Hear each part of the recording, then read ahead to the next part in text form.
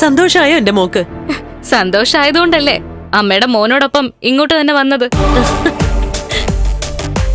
ലക്ഷ്മി ഇല്ലാത്ത ഈ വീട് എനിക്ക് സ്വർഗ. ഇവിടെ എനിക്ക് ഒന്നിനും ഒരു കുറവുമില്ല. എന്നാൽ എന്നെ ഭരിക്കുന്ന ആ വഴിതെറ്റിയവളെ എനിക്ക് കാണാൻ പ്രയാസം. അവള് പിന്നെ വന്നില്ലല്ലോ. അങ്ങനെ വരാൻ പറ്റുമോ? അവളെങ്ങാനും ഇങ്ങോട്ട് കയറി വന്നാലേ അവളെ ഞാൻ ചൂലെടുത്തടിക്കും. അഹങ്കാരം തലയ്ക്ക് പിടിച്ചാൽ ഇതായിരിക്കും അമ്മ അനുഭവം. കണ്ണേട്ടനീന്ന് അകന്നു പോവാൻ അവള് തന്നെ ഒരു കാരണം ഉണ്ടാക്കിയല്ലോ. അപ്പോ നമ്മുടെ പ്രാർത്ഥനയും ദൈവങ്ങള് കേൾക്കുന്നുണ്ട് മോളെ. എന്റെ അച്ഛനും മുത്തശ്ശിയും അതുപോലെയാ ദൈവങ്ങളെ വിളിച്ചത്. ഇനി കണ്ണേട്ടനോട് നീ പഴയ ദേഷ്യമൊന്നും കാണിക്കരുത്. അതെന്നോട് പ്രത്യേകിച്ച് പറയേണ്ട കാര്യമില്ല. ലക്ഷ്മിയെ തള്ളിക്കളഞ്ഞ കണ്ണേട്ടനോട് എനിക്ക് വെറുപ്പില്ല. ആളിവിടെ ഉണ്ടോ അമ്മേ? ആ, മുകളിലുണ്ട്. വിവാഹം കഴിഞ്ഞതിന്റെ അടുത്ത ദിവസം തന്നെ ഞാൻ അവളുടെ സ്വഭാവം എന്താന്ന് അങ്ങേരോട് പറഞ്ഞതാ. ആ നേരത്ത് അവൾക്കൊപ്പം നിന്ന് എന്നെ കൊച്ചാക്കാനാ അയാൾ നോക്കിയത്. എന്റെ എല്ലാ സങ്കടവും ഇതോടെ തീർന്നമ്മേ. അവൾ ഇനി കമലേശ്വരത്തെ മരുമോളായിട്ട് വാഴരുത്. എന്റെ മുന്നില് തല ഉയർത്തിപ്പിടിച്ച് നടക്കരുത്. എനിക്ക് അത്രയേ ഉള്ളൂ.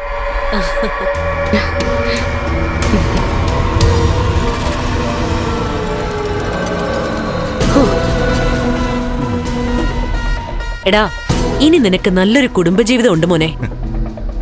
അതില്ലാത്തത് ഇനി അവനാ.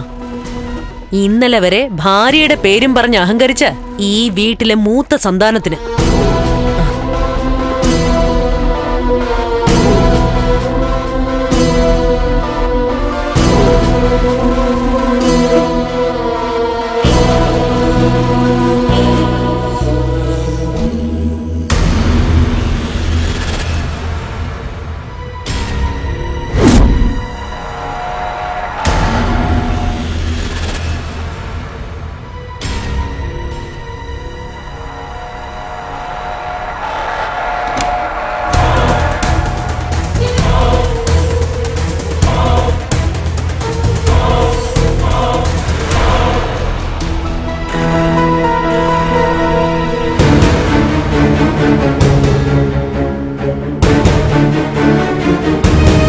കണ്ണേട്ടാ,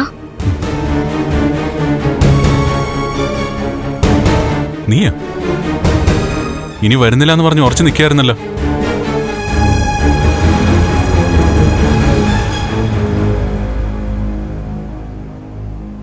ഇവിടുത്തെ കാര്യങ്ങളൊക്കെ അറിഞ്ഞപ്പോ കണ്ണേട്ടനോട് വലിയ വിഷമം തോന്നി. അതുകൊണ്ടാ വന്നത്. ഞാൻ നേരത്തെ പറഞ്ഞില്ലേ കണ്ണേട്ടാ, അവള് തന്ത്രശാലിയാണെന്ന്. ഇപ്പൊ എന്തായി? കണ്ണേട്ടന്റെ സ്വത്തുക്കളുടെ പകുതിയും അവള് സ്വന്തമാക്കിയില്ലേ? എന്നിട്ട് ചിരിച്ചുകൊണ്ട് അവള് കണ്ണേട്ടന്റെ കഴുത്തറുത്തില്ലേ? കണ്ണേട്ടന് അതാരുടെ കുഞ്ഞാണെന്ന് എന്തെങ്കിലും സംശയമുണ്ടോ? അതേപ്പറ്റിയൊന്നും ഞാൻ ചിന്തിച്ചിട്ടില്ല. അനന്തുവേട്ടന്റെ ആകാനാണ് സാധ്യത.